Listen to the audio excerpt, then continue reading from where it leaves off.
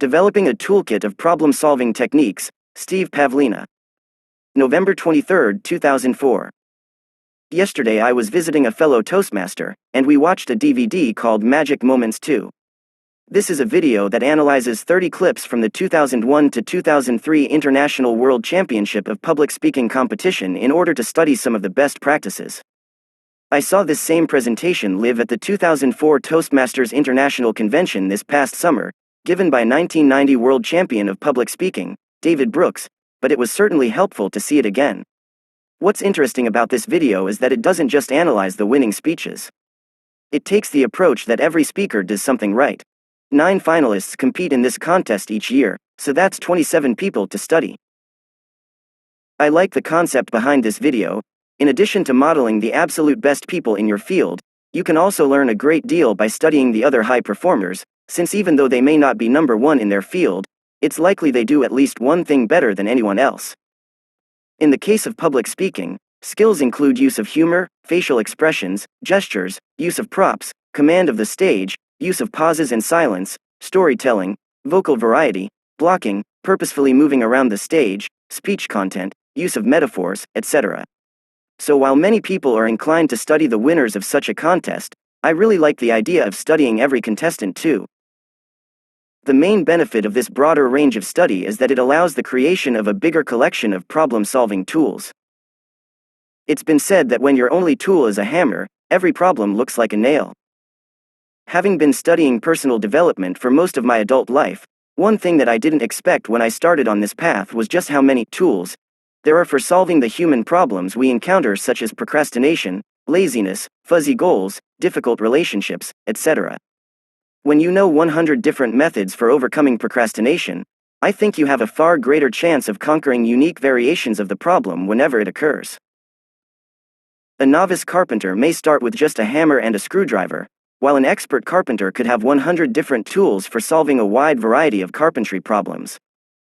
Now it may be that the hammer and screwdriver can handle 80% of the tasks that those 100 tools will address, but with such a refined set of tools, the expert carpenter will be more precise, and there are certain problems that the novice simply cannot solve at all, not from a lack of skill but rather due to a lack of proper tools. This is a metaphor for working on your own personal growth. For example, if you have trouble with procrastination, and you've been trying to solve this problem in your life a few different ways, try listing all the different tools you've been using to tackle it. If you can only list 5 or 10, or fewer, then maybe procrastination itself isn't the real problem. Perhaps you simply don't have enough tools to address all the possible variations of procrastination. So depending on the precise details, you may find that sometimes you can overcome the procrastination problem while other times it remains untenable. Think like that expert carpenter with those 100 tools. Now when he goes to buy tool number 101, it's probably going to be something very esoteric that he'll hardly ever use. But when a specific carpentry problem comes up that this tool is designed for, even if it only happens once every 2 years and the tool costs $50, he'll be glad to have it. Each tool is an investment that increases the number of problems he can solve efficiently. Are you investing enough in the tools of life? Do you have problems that occur every week that you don't feel you've fully conquered yet? Are you trying to solve everything with just a hammer and a screwdriver? For example, if procrastination is a problem for you, what were the last 10 books you read about overcoming procrastination? 10 books should give you at least 50 to 100 tools for overcoming procrastination. Most people don't even read one book on this subject though, so all they have is that hammer and screwdriver. If your car breaks, will you take it to a mechanic that only owns a wrench and a tire pump? If you go in for open heart surgery, do you want it to be performed by a surgeon whose only tools are a needle and a plastic tube? If you go out to dinner, do you want your dinner prepared by a chef who only uses spatula and a knife? On that last one, Benihana seems to do okay actually. Slightly smiling face. Although we can rely on tool-rich experts when we need to fix our car, our dinner, or even our blood-pumping hearts, where do we turn when our very lives need fixing? I think that's an area where we need to assume personal responsibility and develop our own toolkits that are as rich as possible. We must remain personally responsible for learning how to solve the tricky problems of being human, such as setting and achieving our own goals, getting ourselves to take action in spite of fear, discovering our values and living with integrity, building empowering relationships with others, parenting, maintaining our health and energy, developing our personal philosophy of life, maturing into the best humans we can be, etc. A hammer and a screwdriver just won't cut it, even for Benihana's chefs. So where do we develop this toolkit for life?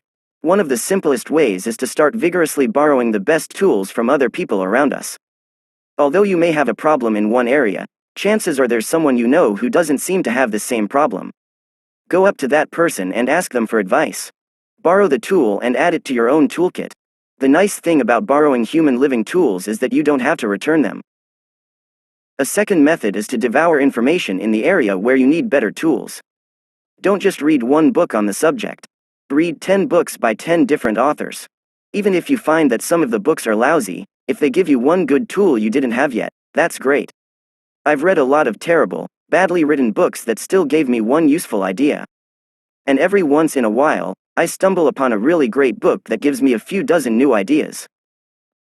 So just as you'd expect a carpenter, a surgeon, a mechanic, or a fine chef to have a rich collection of tools for solving problems within their domain, take the same approach towards your own life. Don't beat yourself up if you can't seem to solve a long-term problem like losing weight. Get curious instead. See if you can learn at least 100 different new techniques you haven't encountered yet. Why is a rich toolkit so important here? Because every human situation you'll encounter is unique. If you need to lose weight, your physiology is slightly different from everyone else's. So no one tool is likely to be a perfect fit for your particular situation. You're almost certainly going to need a hybrid solution that combines multiple tools. It's just like the carpenter, surgeon, mechanic, or chef who will use a variety of tools in a very specific order to solve a specific problem, but the exact usage of the tools may be unique for any given situation. If you only have 5 tools available, you're going to be very limited in your ability to successfully develop your own hybrid solution. But if you have 100 tools, many of which are subtle variations on each other, you'll be able to tackle unique human problems with far greater variety and precision. And you'll also avoid the problem of overgeneralizing, where you try to use a hammer on everything. I've used this approach myself with great success. For example, in the area of spiritual beliefs, I've spent half of my life studying different religions and philosophies, immersing myself in several of them. None of the existing formal belief systems suited me perfectly, yet each of them contained at least one element that resonated with me. I wanted to develop a belief system that was fully congruent my evolving knowledge base, my direct experiences, my logic, my common sense, and my emotions. I just couldn't practice spirituality in a way that seemed disingenuous to me. But by borrowing ideas from other belief systems and thereby forming a rich set of philosophical tools, I was able to develop a personal hybrid spiritual belief system that suits me, even though it almost paradoxically sews together elements from seemingly conflicting philosophies. Although I lose the convenience of a common label, what I gain is a philosophy that is uniquely me, incorporating everything I've experienced up to this point. I also gain access to all the spiritual development tools of every philosophy I've studied. So while one particular religion might emphasize the power of prayer, while another focuses on meditation, and still another relies primarily on dream interpretation, my belief system allows me to understand the strengths and weaknesses of all of these practices and to use them together in a very unique and personal way. I'm well aware that the previous paragraph begins to address a potentially sensitive subject matter, so please understand that while I aim to address such topics with maturity and respect for everyone's spiritual beliefs, I cannot consider the subject of spirituality itself taboo for this blog. The simple reason being that covering certain important aspects of personal growth ultimately requires addressing one's underlying philosophy of life.